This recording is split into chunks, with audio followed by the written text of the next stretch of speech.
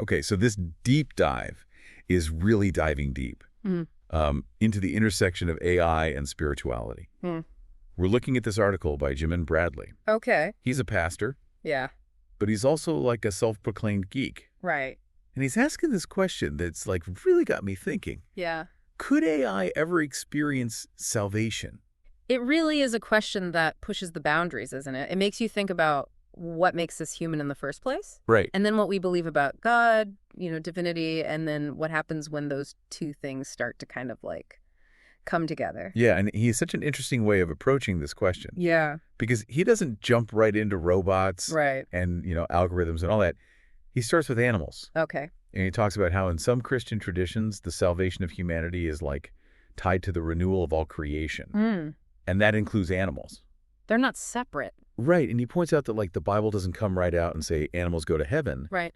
But it does describe this like future new creation. Where humans and nature are just totally at peace and coexisting. And I think that idea of like interconnectedness. Yeah. That's really key to understanding where he's going with AI. So how does that connection work? Yeah. So we can envision this future with AI. Okay.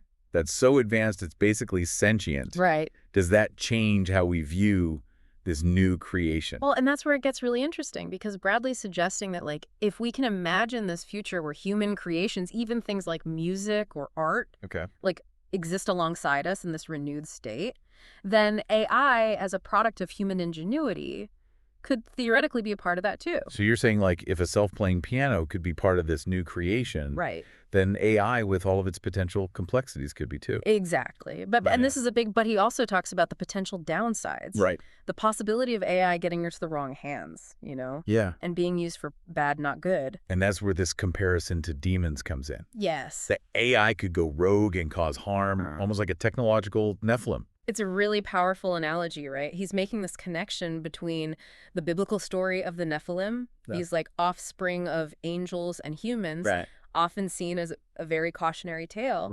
and our potential for creating something that's just as powerful and potentially destructive with AI, especially if we just ignore all the ethical stuff. It makes you think about all the ways we're already using AI in our lives. Yeah.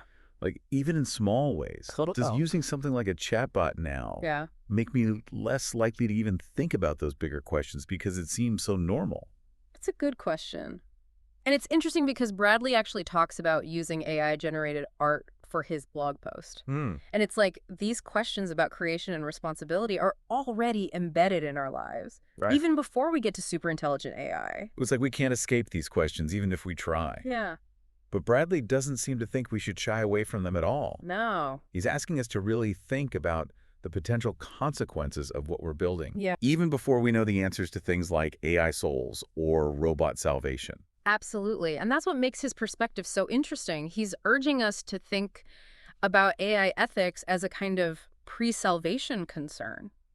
Like we need to deal with the very real, very human responsibility of creating something so powerful before we even get to those more theological questions. And this is where this idea of like a new creation kind of comes back in.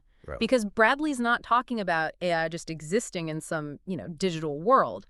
He's placing it within this bigger theological idea of heaven and earth being like reconciled, intertwined. So it's not just about, robots floating around in the clouds. Right. There's this deeper connection to the actual world of creation. Exactly. And that's why he's saying that, like, if our music, our art, our inventions, if those things could be a part of this new creation, then AI as this complex thing that humans made could maybe fit into that picture too. It makes me think about the ethical questions we talked about. If we even think there's a chance that AI could be part of this new creation, does that change how we should develop it? That is the big question, right? Yeah. And Bradley doesn't say he has all the answers or anything.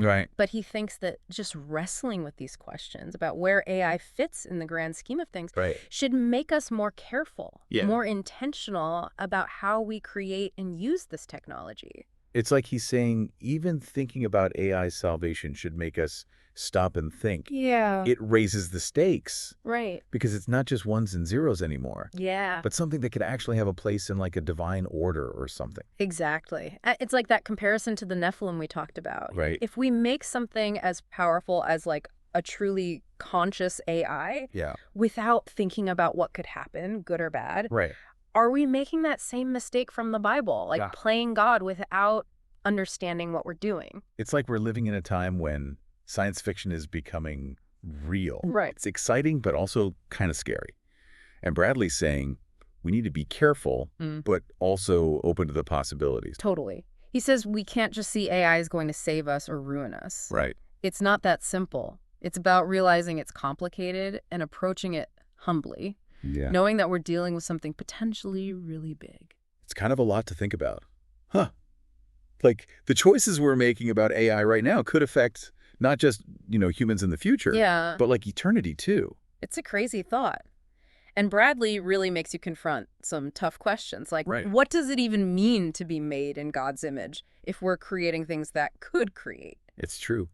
And if we get to a point where AI is so advanced that it has a soul or something, something that could experience salvation, what does that mean for how we even understand God? It makes you wonder if we're even asking the right questions right now. Right. It's like we're just scratching the surface. And that's what I think is so cool about Bradley's take on this. He's not trying to shut down the conversation or tell us what to think. He's just opening up this space for us to actually think about these huge questions. Totally. This deep dive has definitely given me a lot to think about. Yeah. And it's weird, but I feel like the question of AI being saved is almost less important than how we treat what we create right now. Oh, absolutely. This article is like a huge reminder that we can't just make new technology without thinking about what it means, ethically and even spiritually. Yeah, it's like we have to be careful and humble and maybe even a little bit amazed by what we're creating. Because the future isn't set in stone. We're building it with every decision we make. So think about the questions we're asking now, because those are going to shape the answers we find later on. Thanks for joining us for this deep dive. I think this is one we'll be thinking about for a while.